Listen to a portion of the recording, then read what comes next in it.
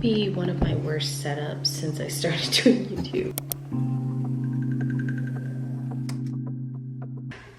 Hello, hi. It's been a minute. It has been some time since I have been on YouTube. Exactly 1 year actually. Where do we begin? I definitely have had a time since being back in the States. So let's just rewind, okay? We're back in May of 2023. We found out that Andy was getting a new job. He was already planning on leaving the military, so this was like a really awesome opportunity, and we would be coming back to the States, which arguably, as much as I love Japan, I hated how far away from family I was. It just all kind of happened out of nowhere. So we literally had to lease an apartment, even though we were still in Japan. So our good friends, I did wash my hair this morning, so we're gonna also do my little hair routine. This is my nightgown. Whatever I'm wearing when I start washing my hair is what I use to dry my hair, because cotton is better than using a towel. Anyways, so she helped us find an apartment. It was actually the same apartment she was living in. And so I was like, okay, this is perfect because we'll be close to friends. And because we were moving to a city where we didn't know anyone. Unfortunately, at my last job, it was an office position in Japan. I wasn't able to keep that position, and that kind of sucked. I was coming to the States with no job. Andy had a brand new job, an internship actually. I was really struggling with, once again, moving somewhere where I didn't really know a lot of people. For pretty much that first like 3-ish months that we moved here, like I was looking for a job and I could not find one. The job market sucks. If you have a job, keep your job. Luckily, the first company I ever worked at was actually hiring at the time that I moved back, and they were a remote company, well, mostly remote, but they had remote positions. And so I got a job with them, and I've been with them ever since. I love my job. I love the flexibility that it allows me to stay home. And, you know, like it's decent pay, but it's better than, you know, having to leave my house to go make the same amount of money. You know what I mean? I also got a new car. In Japan, my car was so cute. It's the cutest car I've ever owned in my life. I called it the Green Goblin. It was like a 2004 Miragino, and it was so cute. I love driving that car, especially in Japan when like they have like a lot of winding roads and stuff. It's so fun to drive. I was really sad when I didn't have a car anymore. My husband luckily kept his car, which I think is so funny now, because by the time we were coming back to the States, he was like, let's just stay in Japan. And I was like, you literally have like a car back home. What are we gonna do with it? And so thankfully he did have a car at the time, so he was able to get to work every day, but such was not true for me. So I had to find a job where I could be at home because we didn't have another car. So once I got that job, we did get another car, which was great. Probably like another 6 months went by.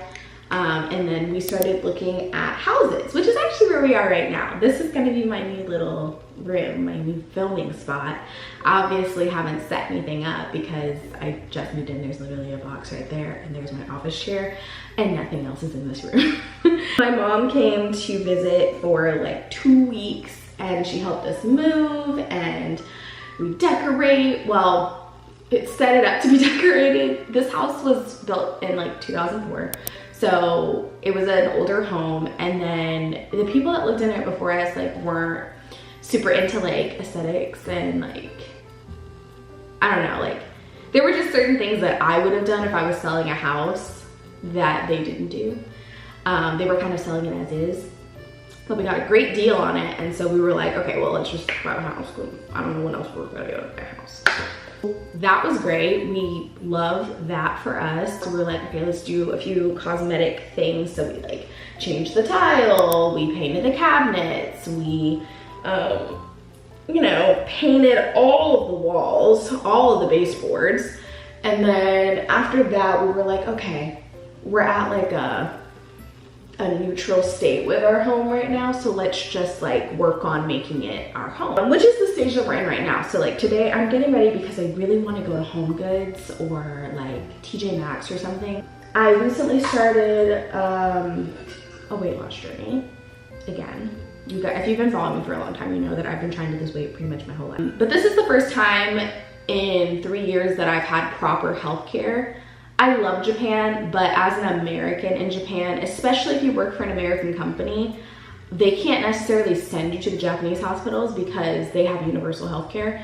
So we're not included in that. Our base did not have great healthcare at all. Even like when I was looking to do like fertility specialization stuff, they literally told me like, you could go off base and do IVF with a Japanese doctor, or we could just keep giving you these like follicle stimulating pills and you could feel like crap, and then we won't monitor you while you're on them at all, and then just hope for the best. Oh, also in the same year, and I don't know why I'm feeling like I need to mention this, but I got a new phone. I have the Z Flip 5 now.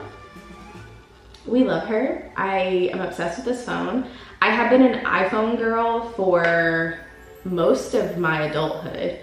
And my husband's always loved like Samsung. Most of our appliances are Samsung. I think New Jeans like promoted it and I was like, oh my god, the phone is so cute.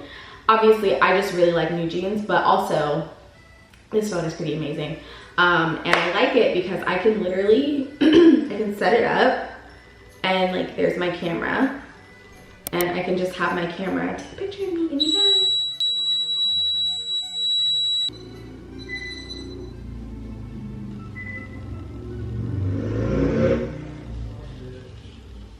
We also have an alarm system.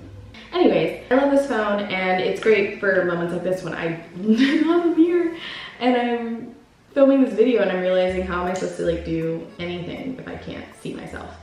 I forgot what I was talking about. I think I was talking about how it's been since we moved back. In general, it's quite the juxtaposition to go from living in Japan, which is very quiet, very demure. Japan is probably one of the first countries I've ever been to where I felt 100% safe the entire time I was there. It was very chill for most of it. While I was there, we had very mild earthquakes. Earthquakes are still quite a trigger for me. I'm just like not interested in the ground shaking. So, but the juxtaposition from moving from Japan to Texas has been quite the jump. The one thing I can say for sure is that when I was in Japan, I always felt safe, and I don't always feel safe in America. Something that I've noticed as well is that Americans are as loud as I've always anticipated that we were. But in Japan, like everybody's quiet. Like train stations are almost silent. You get on the train, that's the most peaceful time that you're gonna have. But for the most part, like I really only heard Japanese people yell when they're drunk. Like it's extremely rare for them to be that loud. And it's like a respect thing. It's not like a, oh, they're just really shy. It's like, no, they don't know you. Especially when it comes to like answering your phone. In the States, why do y'all turn on your speakerphone when you're in a store? And it's happened a few times where like I'm always shocked when I see someone do it because it just seems like kind of rude. It's just not like a polite thing to do, and it always bothered me. I've been way more invested and interested in etiquette and stuff. So I try to be more mindful of like how I am in public. I also went through my first round of IUI. And honestly, I think it's been my only round. I really hated it. It was like a very difficult thing to go through. And I just didn't enjoy it at all. Like I don't think you're supposed to, but I really did not like that. So I don't foresee myself ever doing it again, but if I was to do it again, I don't know. Another part of this is also that I have grown very deep into my faith. I've always loved Jesus, don't get me wrong, but like Jesus is not like a mythical creature to me in my life right now. Jesus is a very real, active participant in a relationship with me. And it's been very healing to know that like I don't have to be perfect, and like that's literally the whole point. Like as humans, we're never gonna be perfect no matter how much good we think we're doing. I am not a good person. I have my flaws, I have my faults. You know, I can cuss and I can be, you know, very pessimistic and having the occasional cocktail, honey, getting a little tipsy. I used to love all that stuff, and now it's like I am so aware of the things that I do because I don't want to offend God. Like I really don't. Like it hurts my feelings when I sin. You know, when I'm cussing or I'm angry or anything like that. Also, I'm very into like Christian music, Christian hip hop artists specifically. I'm going to see Forrest Frank in concert in a few months too, and I'm so excited. I went to go see KB and like No Big Deal, and I never know how to say his name, but What Up RG. I saw them all in concert, and that was great. It was a good time. I also denounced my sorority. I had joined a sorority when I was like 19, and for a long time I liked it because my mother was also in it, so it was like a mother-daughter relationship thing. And then I don't know, the more that I read, the more that I got to know the Bible and I, you know, was reading about, you know, some of the things that I was struggling with. I had made some oaths and promises, and at the time I just thought, oh, this is just a formality, blah, blah, blah, blah, blah. And I don't think people understand how strong the power of the tongue is. I don't believe that that's just like a metaphorical thing. It's very countercultural to wake up one day and be like, this thing that I was a part of for, you know, 10 years or whatever is no longer something that I align with or agree with, and I don't think anybody should be a part of those. If you are a Christian girly that's getting ready to go to college, I want you to think long and hard before you join any sorority, and that includes the black ones, the white ones, the multicultural ones. Not to get too deep into it, but when God says, do not have any other gods before me, it's literally the first of the 10 commandments. God pops up in the group chat and then he's like, who is this?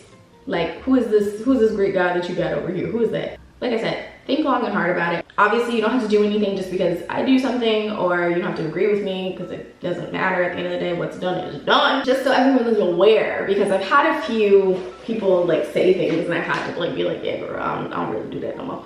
So that's also something that's happened in the last year. But it's not something that happened overnight. It's something that I've been thinking about for a very long time. And so when it finally got to a point where it was like, oh, that's why I don't feel comfortable being involved with this anymore, that's when I took action on it. It was something that I was like, okay, this is gonna be really important to me. I even had a moment where I think because I was so overwhelmed with like the transition that I was going through, that people in my life thought that I was like losing my mind. And I feel like that's something that most Christians that have gone through like a spiritual awakening, when it comes to like being lukewarm to like being like very devout, you feel crazy at moments. And it's not because you are crazy, it's because the world is bad and they try to mix in with the good and then claim that it's good, but it's not good. You know what I'm saying? Yeah, there's just things that like I don't do or I don't participate in anymore. And it's just like, this is just who I am now. And you know, if, you know, me not listening to a certain artist or, you know, being uncomfortable with certain types of movies makes me a bad person, then okay. It's been a very eventful year. And I'm a little sad that I didn't film it. I was so worried about fertility, and it was such a focus on myself and my own body that I was like, I need to be doing stuff that doesn't involve me at all. So that's why I'm working, and you know, I started volunteering at my church, which I have to find a new church now because I moved. I kind of want to start capturing moments, especially like I just turned 29, and I feel like 29 is such an exciting year because you're closing out such a big part of our life. I mean, it's the part of your life where you literally become an adult, and you know, you start getting married, and you know, people have kids, and I just think so much changes from year 20 to 30. That's pretty much all that you guys have missed. I realized that I didn't show you guys my new outfit, but here's Bova. Hi, Bobs. Hello, Bova. He's very camera shy. I'm wearing this really cute little M necklace. Keeping it cute and simple. And then this cutie little bag is from Japan.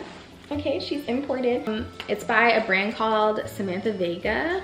My girl Michaela put me onto her. Michaela and Kelso in Japan. This is like our vibe. And so this little bow thing came with it, and it's just like a basket purse. The inside is like cherries. So it's super cute for summer and spring. So I wanted to wear this one. I like to wear it on like Saturdays. I don't know, I'm feeling light and fresh today. Follow me on Instagram and TikTok. Instagram feels like a dying thing now. Boba always enters the chat when it comes to Instagram because he's like, it's not giving. Yes, you can follow me there. Please like and subscribe if you want to see more videos like this, and I will see you next week.